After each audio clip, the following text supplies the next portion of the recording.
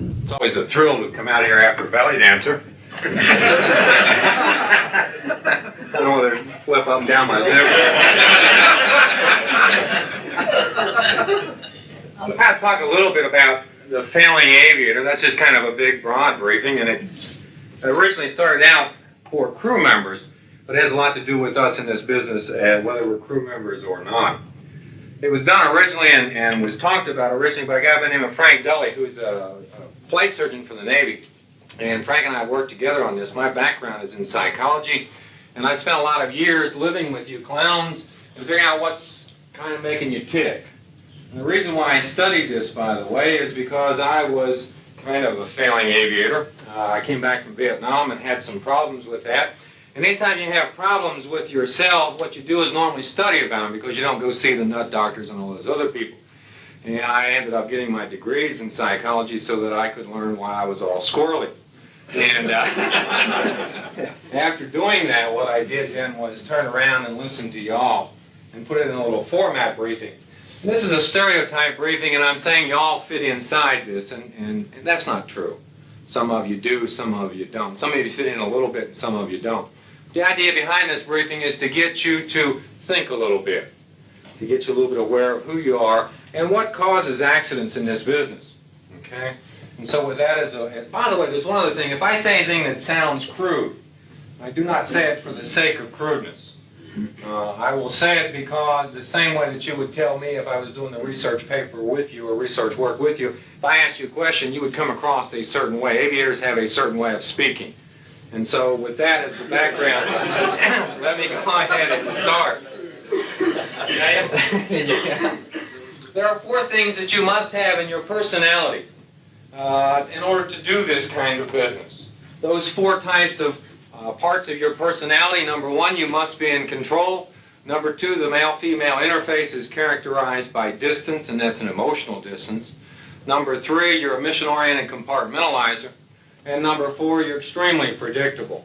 Those 4 things are in your makeup if you're pretty good in this business. Now, that's just kind of an overview, so let me talk about each one individually.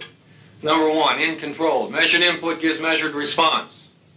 I move yoke to right, airplane turns right.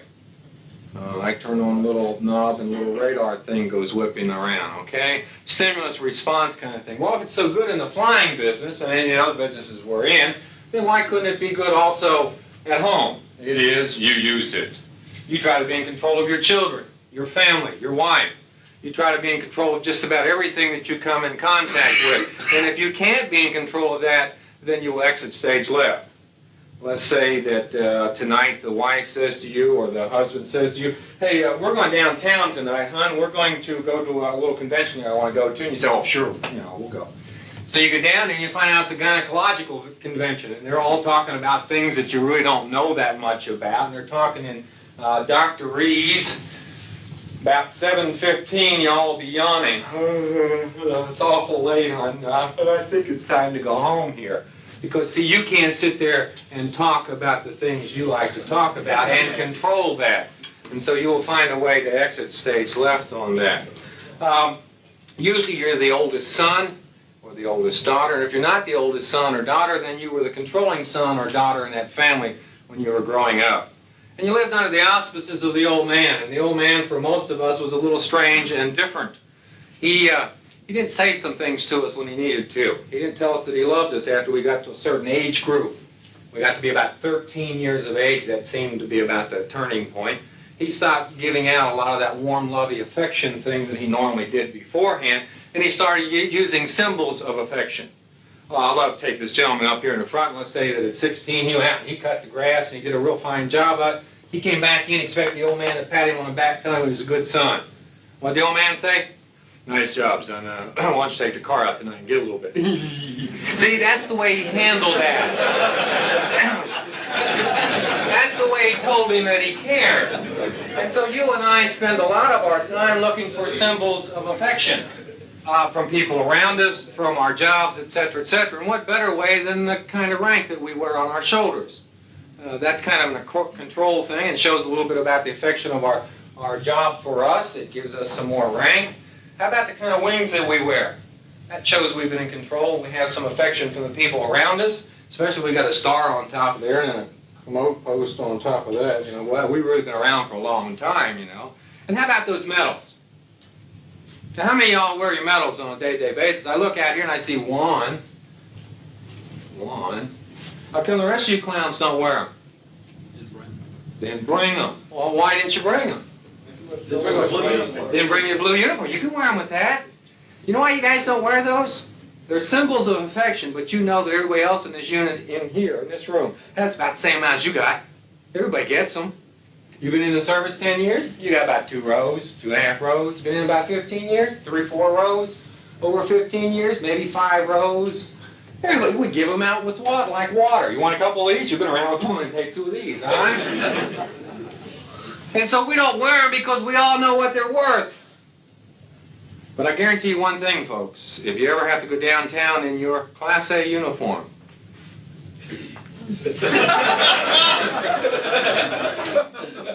that's who you are right there. Those clowns downtown don't know, okay? Hey, look at who I am, boy. That's me. That's symbols of affection. Somebody says, what's that one on top? So speaks, hell me, but ain't it pretty? Paid 18 cents for it to BX. Love it, okay? Those are symbols of affection, and we reach out for those things to make us feel important about who we are. Most of you as aviators, and non-aviators in here, most of you are safety wired in the pissed off position. How you doing today? Fine, thank you. Everything's just great. No problems whatsoever. You're noticing your own squadrons and groups and units. Everybody's always fine. Everybody's always walking around like this. What a bunch of bullshit. Is that the way life is? Is that the way you feel? No, that's just the way we present ourselves, okay? And we always walk around being fine, and all of a sudden something will happen to us. And we'll really get cranked up, and you get cranked up very easily. Auger into the ceiling, we get you back down, we say, how you doing? Fine, thank you, everything's all right. You know? You can get over it fairly quickly once you get into it, once you get to thinking about it a little bit. But most of you are safety wired in a pissed off position. As controllers, you groove on other controllers. The people that are around you, you like to have as controllers. Now, why would you like to have other people around you as controllers?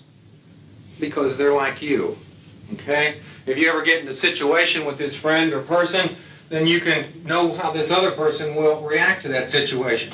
In a way, they're kind of a spitting image of you. Now, you might only have, some of you say, well, I got 15 friends. For most of you in here, you have maybe 1, maybe 2, and at max 3 very close friends. People that know you directly, something about you inside. Most of you, it's 1 or 2, because it takes a lot of energy to divest into the other person. Most other people know the fake you. Only 1 or 2 know the real you, okay? And for sure, those 1 or 2 very, very close people will be controlling people exactly like you, and probably will be in the same business that you're in, okay? You like controllers so much, you marry them. Most of you are married to either first daughters and or controlling daughters, and for the gals in here, first sons or controlling sons. And we have wives of track at that period of time. Why would you marry someone like that? Why would you marry someone who's strong-willed when you're trying to control her? That's a good question. Yeah, it is.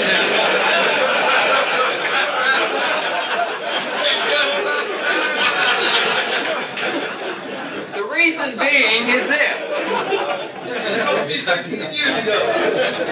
The reason is this. You don't want to take your wife out in front in public and say, look at my wimp wife. You're a strong lady. Shut up, bitch. Okay? You want somebody with strength around you. You want to show your own masculinity through her. That's why. Have somebody go out there and say, look at your wimp husband. Yeah, that's true, yeah. We marry strong people. And one of the things we'll tell you that if you are married to a very strong person, you must have a written or unwritten rule between the two of you. That when one speaks in anger, the other one keeps their daggum mouth shut, period. Don't try to control the situation. Try to listen to what the other person's saying. If you do not, you'll be married singles within 5 years. You might be living together, folks. But you'll be talking about weather, TV, food, but you ain't going to be talking about what's in your gut, because the two of you are going to be fighting over that, and you won't be able to talk to each other about it. By the way, if you've been in this business and you're over 40 years of age, you have around a 47% chance of being divorced. And if you don't think that doesn't cause a lot of problems in this business, you better take a look at it, because it does. It's a very serious thing, okay? Aviators are poor in feelings. We don't want track marks up and down our back for the defect of showing feelings. Feelings are for queers and sissies, for people that are light, people that have some weird ideas about life. And so we have shams and facades. I'm fine, thank you, everything's all right. No problems whatsoever. And that's what we show everybody, because that's part of this business. Think about it.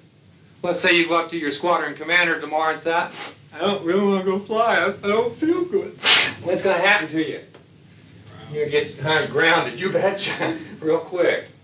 So that's not something that is presentable in this business. And so we have these shams and facades. And we tell ourselves that we're fine, thank you. By the way, you'll be the last person in the world to know when you're getting a divorce. The reason being, you think you're fine, thank you. And you've seen it within your own units.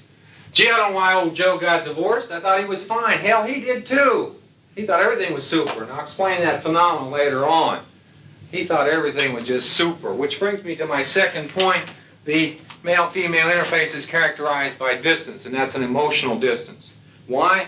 Emotions are risky to show. You can get crapped on for showing your emotions. They can be misunderstood, and we just take them as defects. And so what we do is submerge them. We get rid of them. A very interesting thing that we did in this research work was we took you all out as individuals and we put you in a room. I don't know whether it was you, but it was some of y'all. And we put you in a room individually and we sat you down because we wanted to figure out how well you handled your emotions and how well you knew what they were. And we pissed you off individually. By the way, you're the easiest group in the world to piss off. Okay? If we know something about you, one little defect of your character, we can piss you off within about 2 minutes. It was very easy to do. And we take these individuals and sit them down in a room and we get them all pissed off and we stop the interview and we say, hey, we want to ask you a question. And we ask the young person that had just been in the business a short period of time, we say, what are you feeling right now? And the young guy would say, I'm pissed off. I'm angry. And we'd say, good, man, at least you're in touch with it. We'd ask the older troop. And guess what? In about 70% of the cases they would say, I'm fine, thank you. Or they would give the intellectual pursuit to a feeling. I feel like you shouldn't do this to me. I feel like this is a bunch of crap. I feel like this is unfair. And we'd say, no, not what are you thinking, what are you feeling in your gut? In about 70% of the cases, we had to take out a list of feeling words and say, would you mind picking one of these out? It's in there somewhere. And of course, when you don't show your feelings, what does your old lady or old man say about you?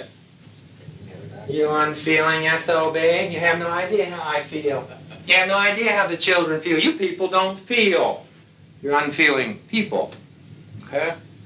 Usually at the ages of 35 to 45, you're going to go through some kind of a life crisis. And that life crisis is you're going to have to get out of service, your kids are going to leave the house, the wife might be leaving you, those sorts of things.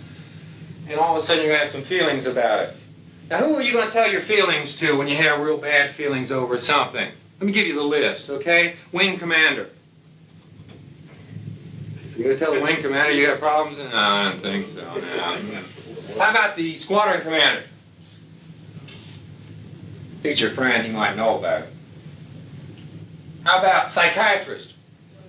No way, that's only for weakos, right? You know, for sickos. Huh? How about the chaplain?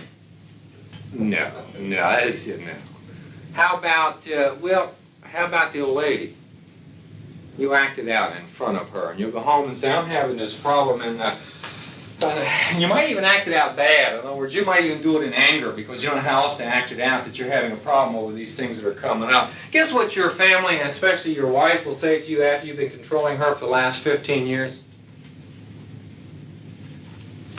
Sit on and rotate, Jack. That's your problem, okay? That's your problem. That's going to create more problems in your own life. When you finally show your feelings, you do them some weird ways.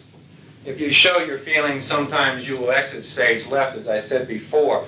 Let's say, and I want to point this out in a different way. Let's say last night the wife and I are arguing about children.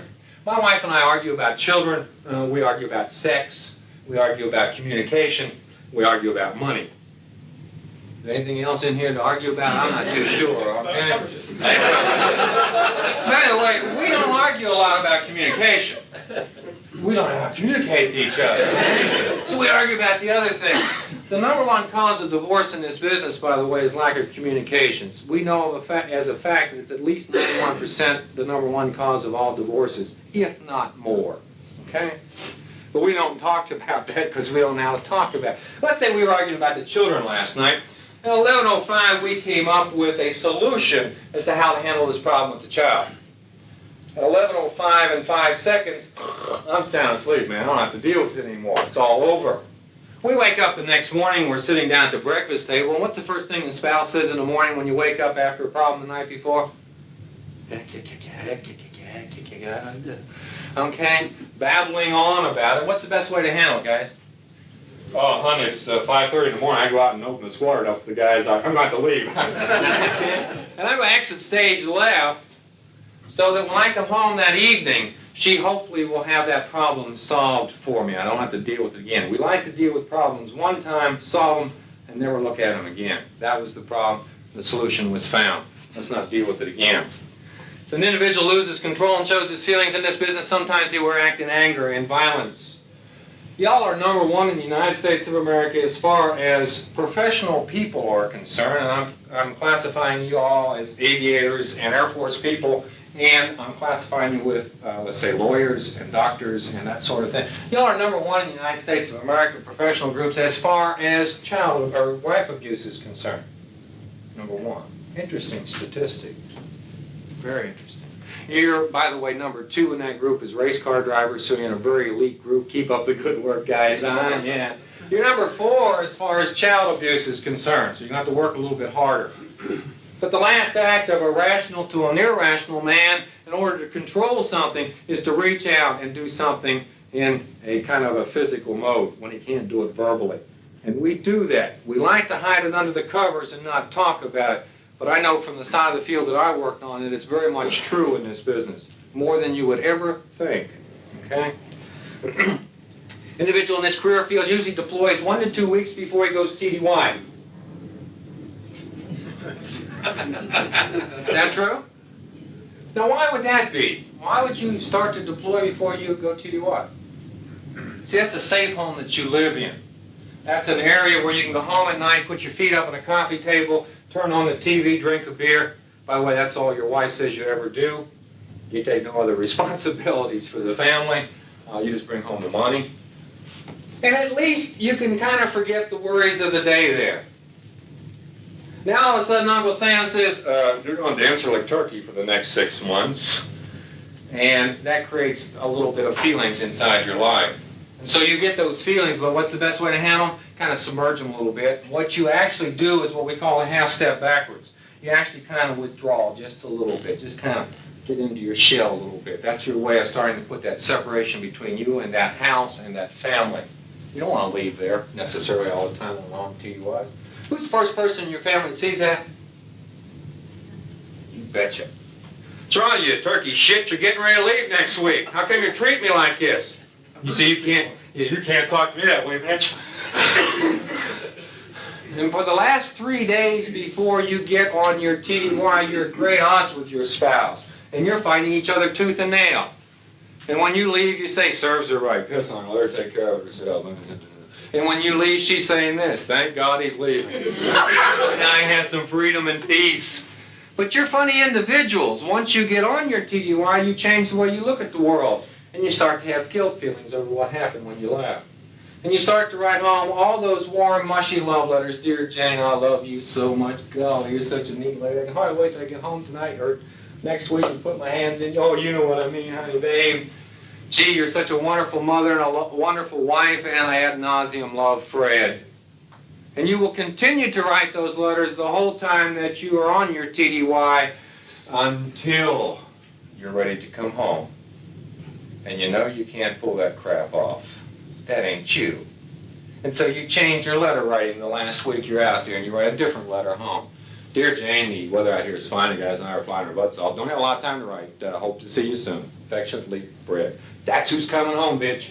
Okay? The same one that left. I want you to understand that, all right? And when you get home, You brag to all your crewmates and squadron mates about what you're going to do when you get home. I'm going to go home and get something tonight. You're lying through your teeth. You ain't going home and get anything. Why? Who's in control of your family when you've been going TDY for a long period of time? It ain't you, folks, okay? It's the old lady. And who wants to be in control of your family? It's you, yeah. So when you come off the airplane, what do you start doing? Picking. How come the tire pressure of the tires are down? You know I keep 32 pounds by tire pressure. How come the car's not clean? How come the house has been changed around? How come we're not eating at 5:30? And you will piss and moan for about 3 days until you feel like you're back on top of the roost, and then you'll get some, okay? So don't lie to me or anybody else about it, all right? Speaking of getting it, I want to make sure you understand your average.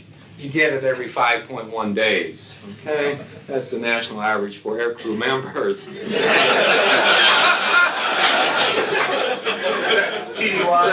No, that's it all. So don't lie to me about how great you are. By the way, the national average for everybody else in this country is every 4.7 days. I'll put things in perspective. Okay? You're a mission-oriented compartmentalizer. You put everything inside its own little compartments. And the reason being, and what makes you so doggone good at this job is, when you get into, let's say, the flying compartment, that's the only thing you're into.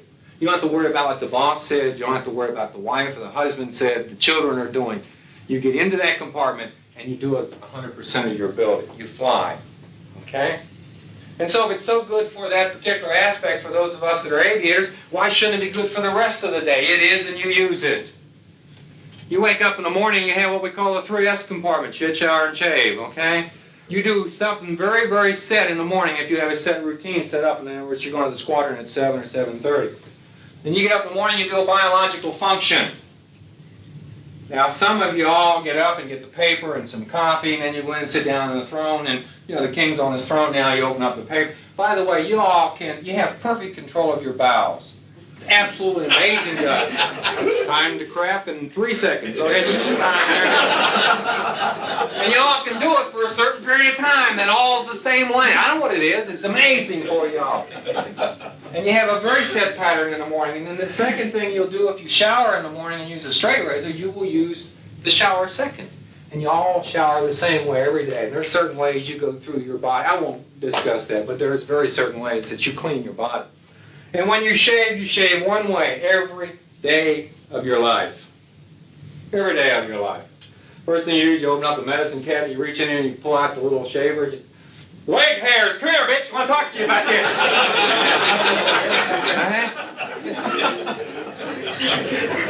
The second thing you do, if everything's perfect, you'll take that out and you'll shave. If you're right hand, you'll start on the right side. Your left hand, you start on the left side. And you'll shave. Side strokes here. And that's the last area if you don't have a mustache. And if you use 33 strokes this morning, folks, tomorrow you'll use 33 strokes. 10 years from now, you'll use 33 strokes. You've got it down to a science. Okay? Every once in a while, you look in the mirror and say, wait a second, I don't want to be so rigid. I don't want to start this. Just for the heck of it today, I want to kind of change. So you get over here, you get about the third stroke, you nick yourself, you say, piss on that.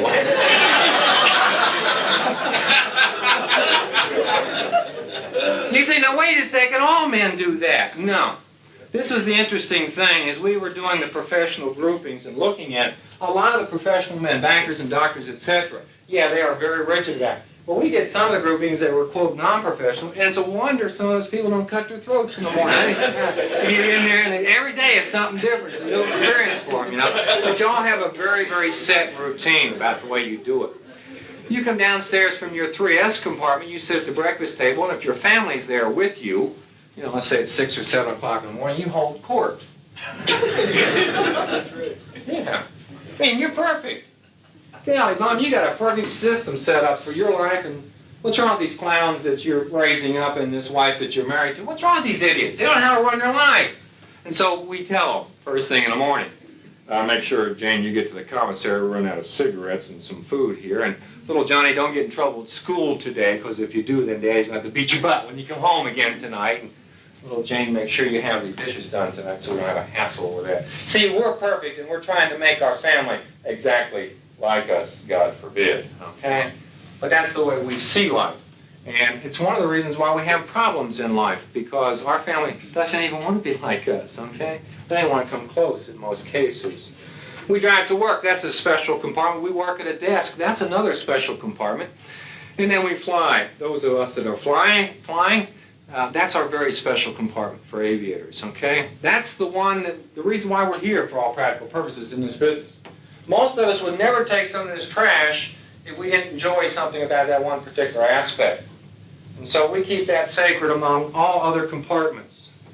That is the one thing that makes us tick, as I will explain to you later on. And then we have some other compartments. We call them the all other compartment. I call it the garbage pail compartment. And inside this we put things like our own mortality. If you've ever scared yourself, especially in an airplane, you're going to chunk in a little 5-gallon bag over your shoulder. And the reason why you're going to put it there is so that if you ever get in that same position again, you can reach back in that bag and pull it out and look at it before you really get to the final point. We do not like to look at our own deaths. We do not like to look at our short lifespans sometimes. If I asked you individually how long you're going to live, most of you will say about 93, 87. It's amazing how long you all think you really truly are going to live, because you're afraid to look at the death in its face. Now let's say we're flying along after we've scared ourselves before. We're getting into the same situation. We're in control. As soon as we get into that same situation again, just before we get to the hairy part, we're going to pause for one fraction of a second, reach back in the bag, pull it out, and we're going to look at it and say, yeah, the next thing I did the last time was I kind of kicked the right rudder and scared the piss out of me. I ain't going to do that again. No sirree, Bob. I don't want to scare myself, okay? And so we keep it in that little 5-gallon bag for that reason. We put something else here in this little bag. It's called infidelity. Oh my golly, don't talk about that. That's terrible stuff to talk about in front of a big group. No, I want to talk about it for a specific reason. I want to tell you what happens. This is not a morals lecture. This is a lecture about life. We're saying 3 things about if you're unfaithful to your spouse. Number 1, if you're not, don't start. Number 2, if you started, stop. And number 3, if you can't stop, we say one other thing. Why like a son of a bitch? Now, why would I say that? Why would I go about saying that? Remember, number 1, who you're married to. You're married to a controller. Number 2, as you go through your life phases, you change the way you look at the world. And what was good for me when I was 20 is a little different when I'm 30. And by the time I'm 35 and 40 and 45, then life is a whole lot different to me then. And all of a sudden, I might start having guilt feelings over those things that I was doing before. But once I get into a habit pattern, it's very difficult to break. And so finally, the guilt will build up, and I'm going to have to tell somebody my problems. Who am I going to tell my problems to? Let's go through the list again. Wing commander. Squadron commander. How about the psychiatrist? Heavens no. How about the priest or minister? Who are we going to tell our problems to if we're having problems over infidelity? Does anybody know? Or no, they already know it. The spouse. Because in your own viewpoint, that's the only person that can relieve the guilt. And finally, after this all happens over a period of years, you're going to walk home and you're going to walk in the house and say, honey, I got something to tell you. Last week I was out and this girl just happened to sit down and lie. It just happened so fast. Boy, I'll never do it again.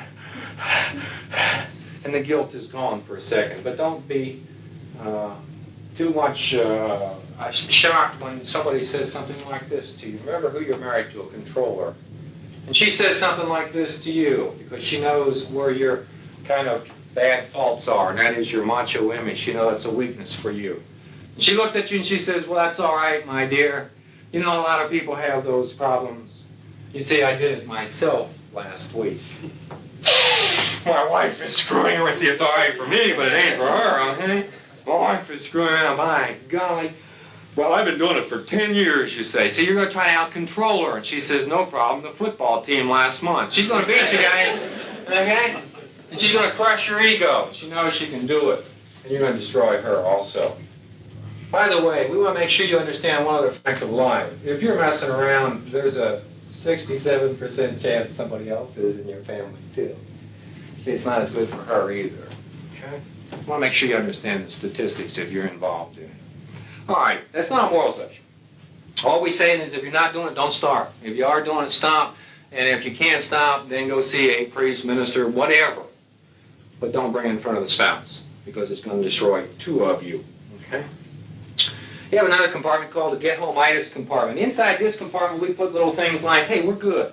Gee, we've got over 500 hours flying time. You know, shucks, we're really proficient now. And as you get into this sort of thing, what you'll start to do when it's ready to come home, you're ready to come home, you'll start to take little minor chances. Not major ones, but just minor ones. And you'll say, you'll go out to the aircraft and you'll say, how is it today? And the crew chief will say, well, it's real good except for, well, one of the radios is bad. And you'll say, well, how's the other? It's fine. Well, how's the HF? It's fine. Okay. And you'll say, wow, shucks, it's VFR, not a long hop, let's go ahead and press. And you'll press and you'll make it through. And you'll continue to do those things because you know you're good. You've been around a little bit. And so what you'll start to do is back yourself in a corner you can't get out of. On get-home-itis missions, those missions where you're staging back home because you want to get back there after a long TDY, there's a much higher mortality rate than on any other mission you fly, except for two. There are two other missions that are worse than that mission that I just talked about. Anybody know what they are? Combat, no, believe it or not, combat is not up there as high as these other two missions. Mostly because we fly these other missions more than we fly combat. Search and rescue and medevac.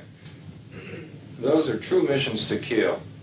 It's like when we get involved in that sort of thing, what we're saying is, I've been training for the last 17 years to save somebody's life or to do something special for the world. Therefore, I'm going to take the training aside and I'm going to go out and do my job now. And when we put that training aside, what we're really saying to ourselves, it's all right to run a checklist a little faster, cut corners, fly faster and lower, etc., etc. And there's a 25% higher mortality rate on those missions than almost anything else you will ever fly. And what we're trying to tell you from this part of the view, as far as the psychology is concerned, all missions are training missions, including combat, search and rescue, etc., etc. And if you ever get out of that mode, you are trying to become an accident statistic. So make sure you understand that and take a look at that. Those missions are missions to kill. You got married and your spouse lives in a marriage. Y'all understand that? Or you all got married and your spouse lives in a marriage. It's the same thing, isn't it? There's not much difference. Yeah. The girls are going, no, it's not, and the guys are going, yeah, it is. Let me explain that then. Let's say, are you married? Sure. Okay, I take this gentleman here. 2 children? Sure. Absolutely. Boy and girl? Yeah, boy and girl. Yeah. Dog and a cat, too. We got them all. All right. Let's say we set this gentleman down and we say to him, tell us a little bit about your family. He says, oh, sure. He says, I was married November 27, 1972. Wonderful wife. She's 31 years of age. We've got, and she was born such and such. He tells us a little bit about her. He tells us about the 2 children when they were born. He didn't have too much trouble with the dates, believe it or not. He does pretty good with that. And he'll talk a little bit about the children. And then we'll say, he'll stop, and we'll say, go ahead. And he'll say, well, that's it. Yeah, you're supposed to get out and grow up and have a good job and get married, have a couple kids. I've done it. That's it. We said his wife, Dad, we asked her the same questions. She said, tell us about your marriage and your family and your husband. She'll say, yeah, we were born, she'll give the same date. She'll talk about the dates, how old you are. She'll talk about the marriage itself and the 2 children. And she'll stop basically the same place he stops. And we'll say, go ahead. Guess what? She goes ahead. She talks about how she's keeping the marriage together, how she's working at it as a 24-hour-a-day job. We say, what about him? She says, no. He comes home, sits down on the sofa, puts his feet up, drinks a beer, watches TV. Well, doesn't he help you? No. Doesn't he tell you he loves you? No. Well, doesn't he tell you? How does he tell you that if you ask him? How do y'all tell your wives that you love them? What do you mean I don't love you? Look what I bought you last week, bitch, for crying out loud. Yeah, Christmas. Look at the house you got here. That's how we tell them we love them, and that's how we look at life. We grow up, we got married, and we live in that marriage only because that's part of us. They live in it because it's a 24-hour-a-day job. They do not perceive you as being members of that job. It might not be true in your family. I'm just saying that's the perception in a lot of cases. You're predictable. You're systematic and methodic. You're checklist freak. Checklists get you through your daily life in this business. They get you through check rides. They get you through flying. They get you through maintenance maneuvers. They get you through anything you do. There's some kind of a checklist in the Air Force for it. Well, dadgummit, if it's so good for the Air Force, why shouldn't it be good at home? It is. You use it. Don't y'all have checklists at home? I don't mean written down on a knee board or anything like that, but don't you have checklists? Sure you do. Let's take a vacation for y'all. Don't you have a checklist for your vacation? Okay, family, we're going on vacation this week and all that. Tire pressure's been checked, the oil's been checked, okay, gas is up, car's clean, everybody got their underwear, check on, okay. 4 cans of beans, got that check. Speaking of vacations, your vacations are for shit. They stink.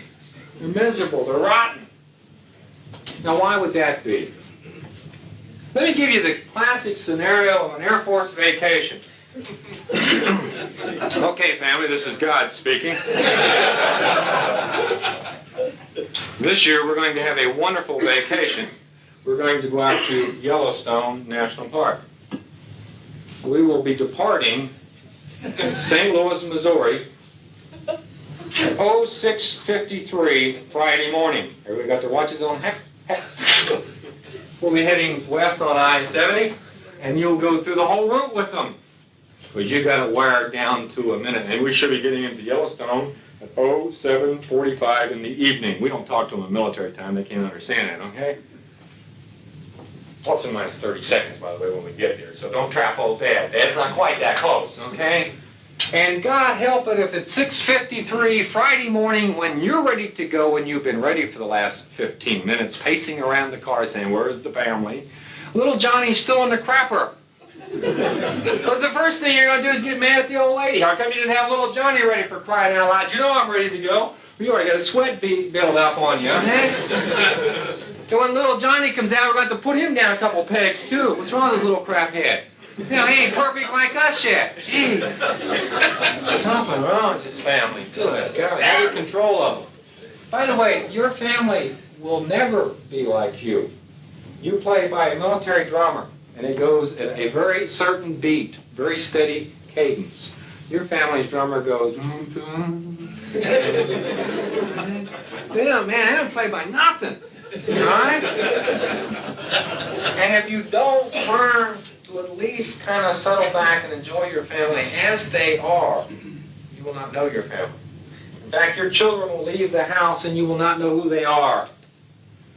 Many years ago, I have 2 children, mine are 22 and 20. Many years ago, the first 10 years of my life, I did not know my children. I thought they were screwed up, goofy, all kind of messed up kids.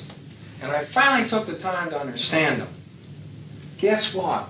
They're screwed up, messed up, goofy kids. They're all kind of, but they're unique in their own ways.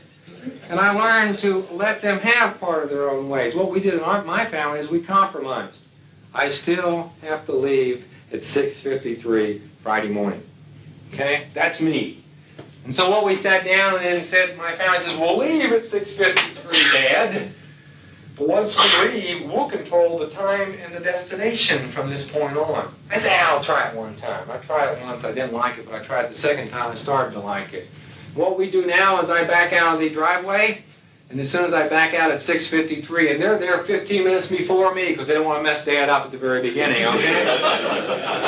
We drive out the driveway, and we're sitting there, and my kid says, turn left. And that's how we go. And we have enjoyed life, and we stop and see the roses, by the way. And it's kind of fun to be unique that way with your family, because they are very special people to you. The only thing I control besides the time we leave is the money. And when we get to bingo money, that's when we turn around and come home. That's the only way we handle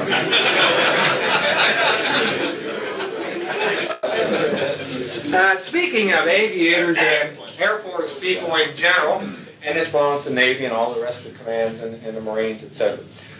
Typical Air Force personnel on a PCS move. Going down an interstate, because interstates are faster, doing 85 in a 55-mile zone, y'all go faster than speed limits. And you're driving along, and the wife says, look over there, look, isn't that unique? I've never seen that before. What do you say, guys? Press on, you betcha. Yeah, got the old schedule to make here. We'll get to it later. How many times have you ever stopped back and seen it later? Never. And then you get to your destination that night and you go into the motel room. What do you say? Ain't much to do. Let's watch TV tonight. What are we in such a hurry for? Why have we denied ourselves the privilege of seeing life? But we get into this ETA routine bit, and it's very hard for us to break. I ask you to take a look at that with your family, because it does create problems in your lifestyle. Okay, what I just covered was the good things about you.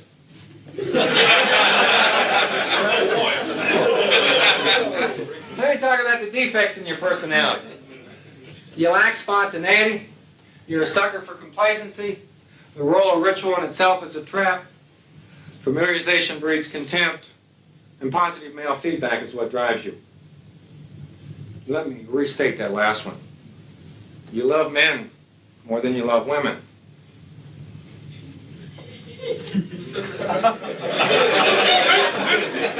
Did you all know that? Did you all know that you love men more than you love women? It's very true in this business. But I'm going to let you think about that because that's kind of hard on our image. So I'll let you all kind of deal with that a little bit. You lack spontaneity. You all are an extremely intelligent group of people. One of the highest IQs as far as groups are concerned. Okay, professional grouping. Enormous amount of intelligence. But you do not free think. Or you'll plan on something else that somebody else did, and you'll kind of rework things, but you do not come up with brand new ideas. I've been briefing this for years now, and I've asked people in groups, how many of y'all have come up with a brand new, unique idea in the last year? Something that was a new type of invention, something that changed somebody's life. Oh, I asked y'all, how many of y'all come up with them? My. Maybe. What was it, sir? I finished my PhD dissertation research. Okay. Okay, I'll buy that. I'll buy that. You're the fourth person out of around 16,000 that I put. I'll buy that. I'm not talking to you anymore either. And you say, well, where does this cause us problems? Well, it caused the aviation career field problems in only about one case in your life. Because what you are is stimulus response people. We give you a stimulus, you do a response to it. You're flying along an airplane, the fire light comes on, and you guys are fantastic about that. But if you ever come up with a brand new, unique emergency in that aircraft, or any other phase of your lifestyle, and you have to come up with a brand new idea, what happens is because you do not free associate and free think, you will most likely come up with the wrong idea because you are trained to come up with an idea and make a reaction right then and there. In around 90 to 91% of the cases, initially, if you come up with that reaction, it will be wrong. Brand new, unique idea, okay, for an aircraft emergency. And what we're trying to tell you, and most of you know this when you've been in emergencies, in almost all cases, you have at least a couple seconds to think about it. You don't have to react like a trained dog. Sit there and take a look at the dang thing. Come up with a couple extra ideas. Ask the man on the ground. Sure, he's the old man. But he's got some ideas too. Talk to the safety man. Talk to your crew, whatever the case may be.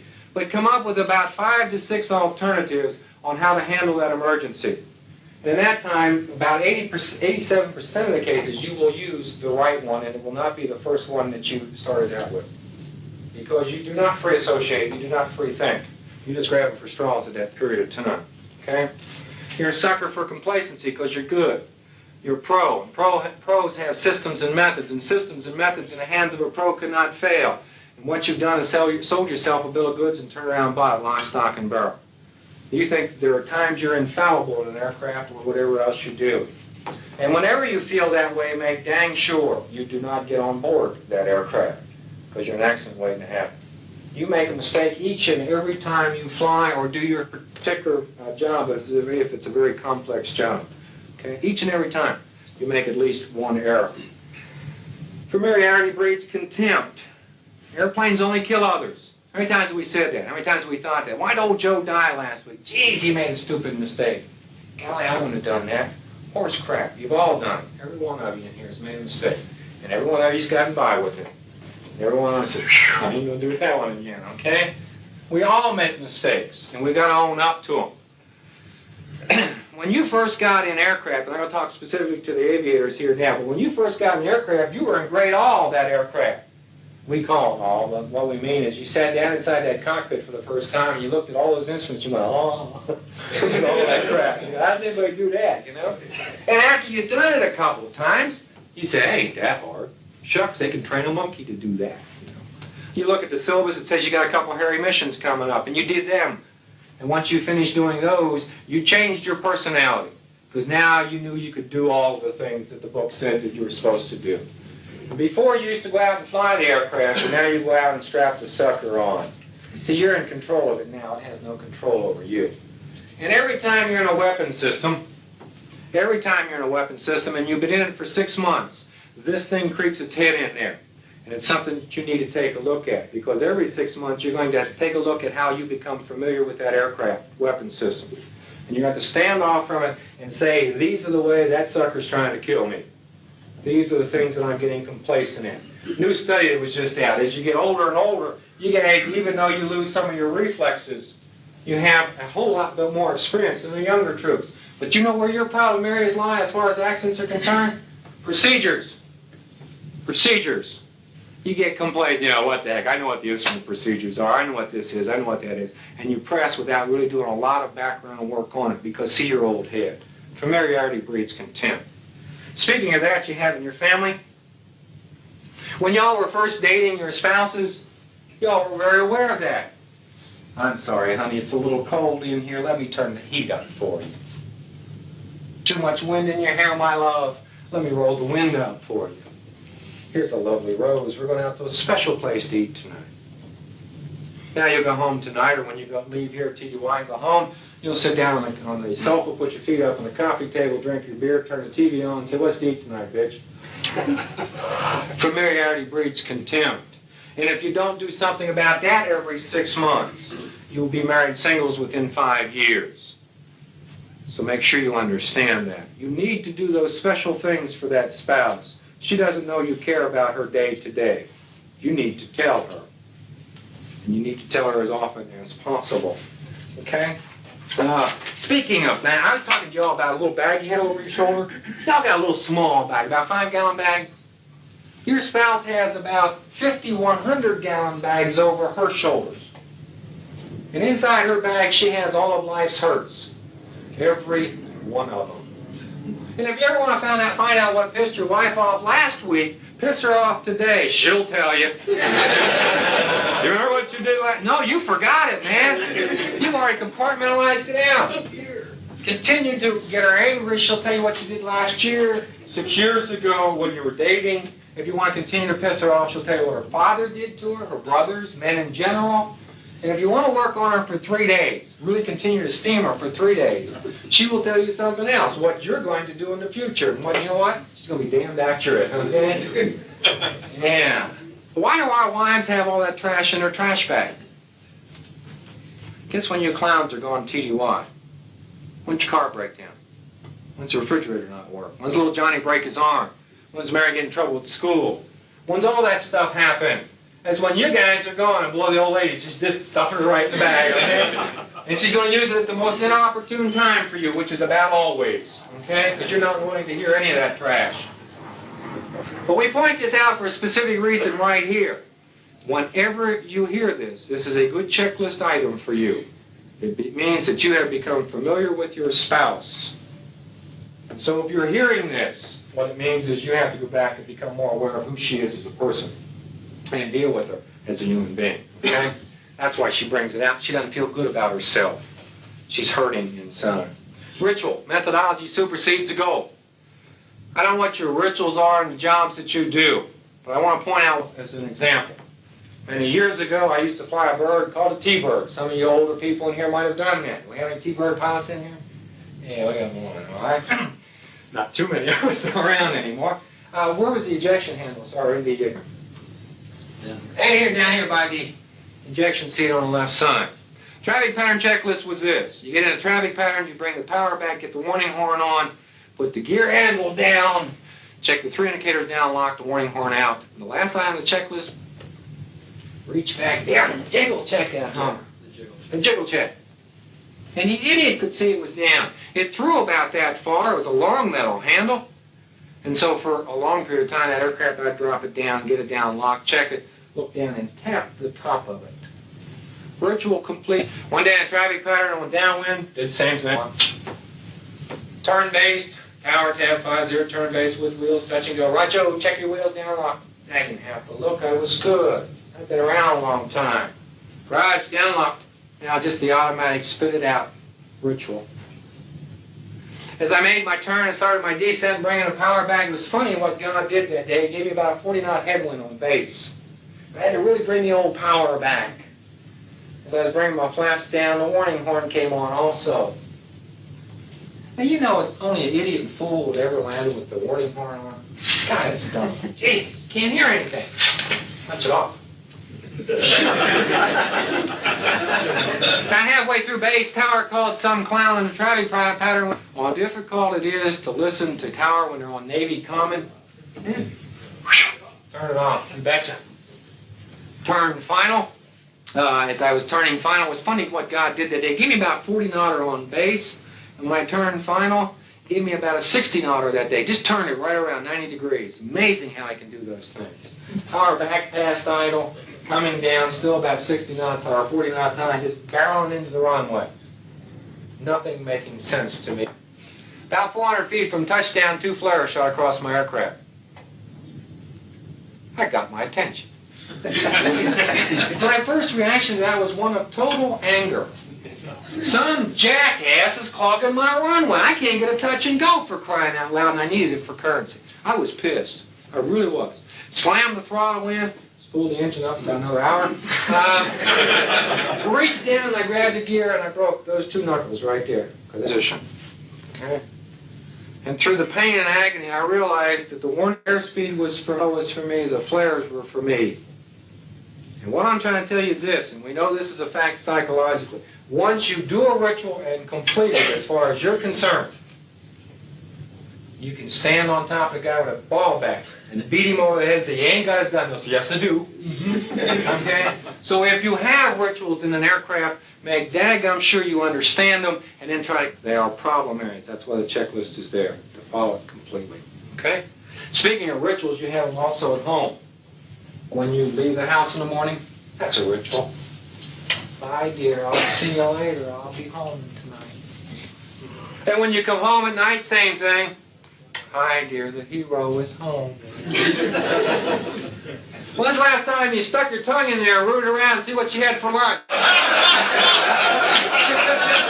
Gave her a little thrill, you know. Woo! Let's go ahead. Give her some. That's a ritual. It's like when you got married, you said, I will love, honor, trust, and obey my wife until death do us part. I will kiss her goodbye in the morning, kiss when I come home at night. Check, got one of those done. Okay? So take a look at it. Take a look at it. It's something that you need to really be aware of. The need for male feedback. You love men more than you love women. And this includes the women that fly in this business. Who gives you your feelings about who you are in life? Who makes you feel important about who you are? Who gives you your pats on the back? Have you ever all thought about it? It's your peers. It's the guys around you.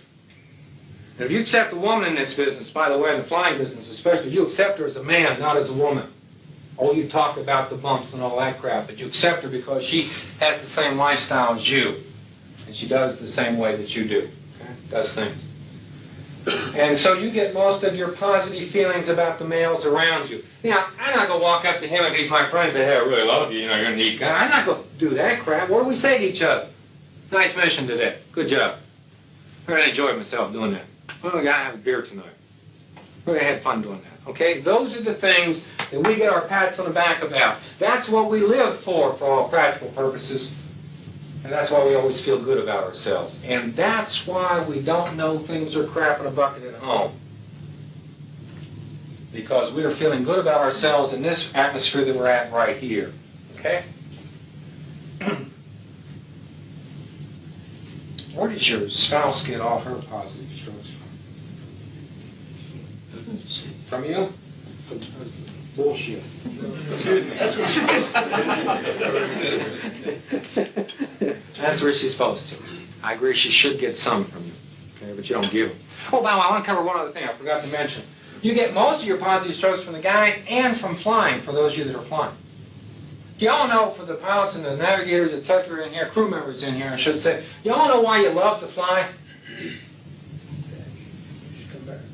Because you come back? Accomplishment. The accomplishment, okay? Feedback. Let me explain to you why you love to fly. We talked to aviators for years saying, why do you like to fly? Well, I like to fly because I get feedback. I get a thrill. It's a lot of fun. Gee, there's some, golly, I don't know.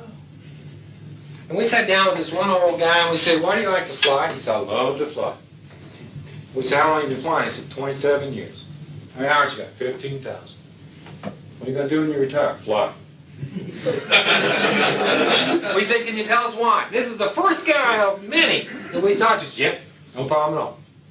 Before we got our books out, we want to write that down. We said, tell us why. He said, oh, it was simple. He said, it was June 22nd, 1976. I was in Okinawa. Oh, that's amazing. This guy could remember this, you know. He said, we were over there. He says, crew. He said, we're trying to take off. He said, it was early morning takeoff. Hot, sweaty, muggy, miserable, raining. Every time we tried to get airborne, he said, the airplane would break down. We're going, huh? This is exciting. Okay. And he said, about 5 minutes before I had to put my crew in crew rest, we cranked it on the runway, rolled the throttles into it. Boy, we took off. Climbed on out and ran to 35,000 feet, leveled off, brought the throttles back, trimmed them out a little bit, put the autopilot on. He said, set it back, kind of wiped the sweat off my brow. Okay. He said, about that time I looked out, he said, and the clouds broke over the ocean. And he said the sun just came up over the horizon, and he said the waves were very calm, the rays came down over there, and he said it was absolutely gorgeous. We're writing this down, we said, oh boy, this is wonderful, go ahead, he's swimming, go ahead. That's why I love to fly.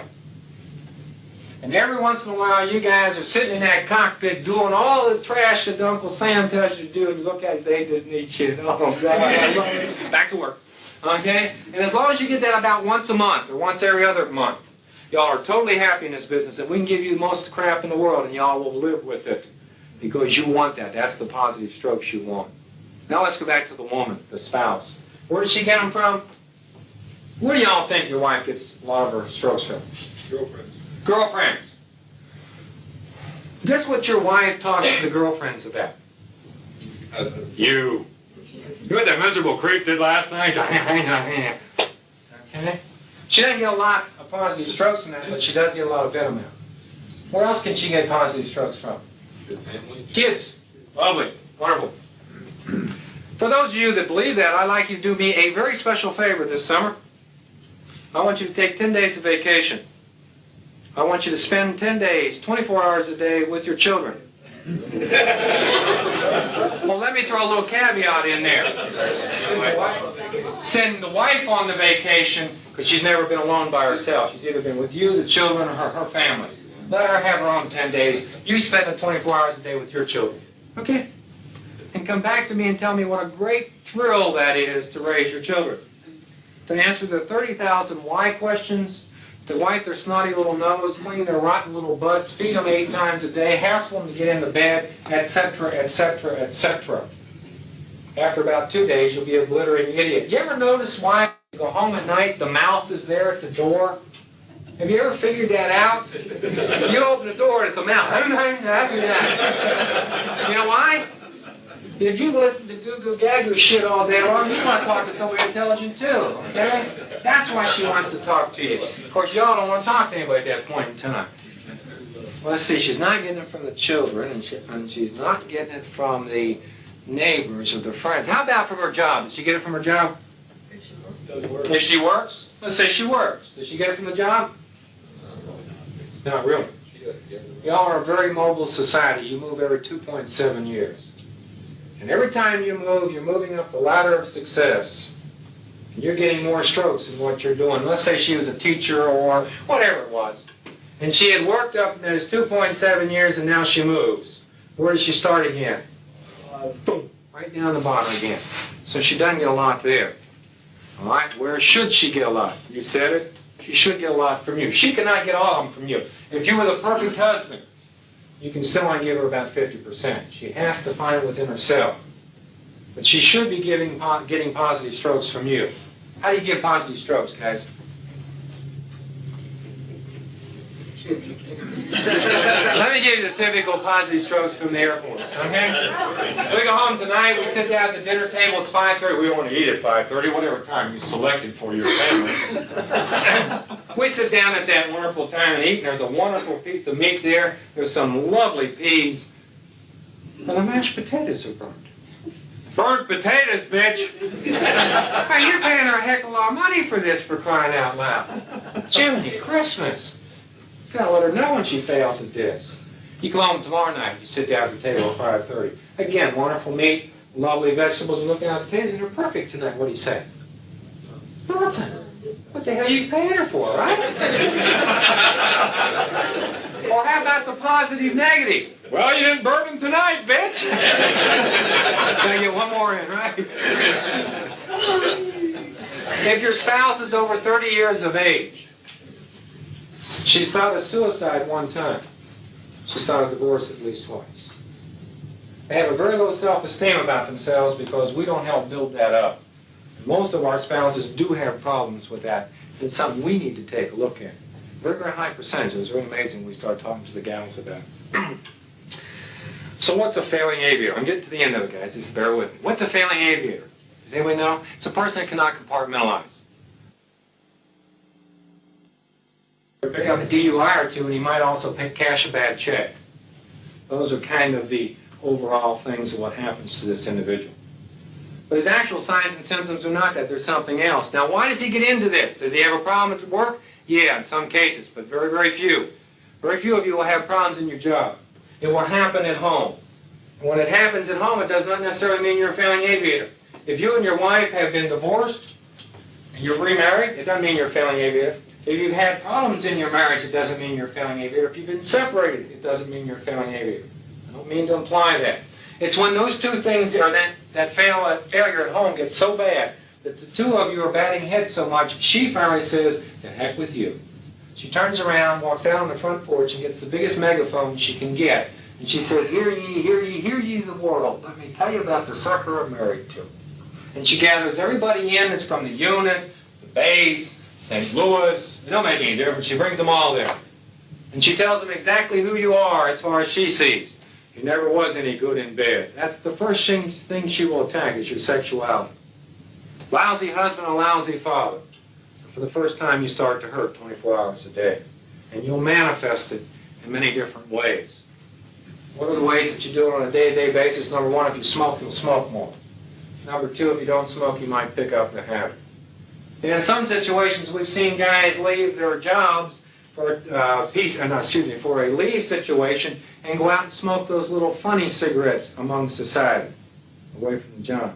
Trying to say to society, "See, I'm all right, I'm not what she said." And we've seen that happen quite a bit. Number two, if you drink, you'll drink more. If you don't drink, you might pick up the habit. Why would you drink at a time like this? Twofold. Number one, it's an anesthetist. It gets rid of the pain for a short period of time. And number two, it gives you reasons for your actions. "I'm sorry, dear, I didn't mean to slap your hair last night. I was drunk. It's not my fault, it's the booze's fault." Number three, buys a failing aviator automobile. Big, flashy sports car. Now, I haven't looked out here in the parking lot. And some of you might have some. That does not make you a failing aviator. If that's what you wanted all your life, fine. But we're talking about the milquetoast in the squad that's been driving around the 75 Chevette 3-speed on the column. He goes out and he buys himself a yellow $44,000 Porsche, and he drives the piss out of it. He's trying to tell somebody something. Pick up macho pastime, scuba diving, skydiving, motorcycle racing. Again, if that's your lifestyle, fine. But it's the guy that hasn't done that, all of a sudden at age 42, jumps out of the back end of the airplane and goes, "Geronimo!" Okay? That's the guy we're talking about. Since the problem started in the bedroom, as far as the spouse is, then the problem can be solved in the bedroom, as far as you're concerned. Not your own, someone else's. And for the first time in his life, he'll go ugly early. He'll pick someone well below his status, and he'll just pray to her, "Oh, look at this, boy, I can still do it, I'm all right. I ain't what she said. I can still hack the program." Okay? And the bottom line is he starts to fly dangerously. He starts to take chances to show his buddy and himself that he can still hack the program. He's not like she said that he was. Why did I brief you on this? Why did I come here? Why do these guys want me here? Let me see a show of hands of all you that are failing aviators. Gee, I wasted my time again. I don't understand that. God. We didn't think most of you or any of you were.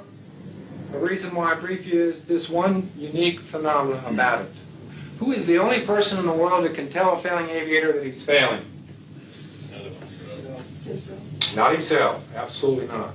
How about the wing commander? Squadron commander? Spouse? No, he's fighting her. His peers, the people that he loves.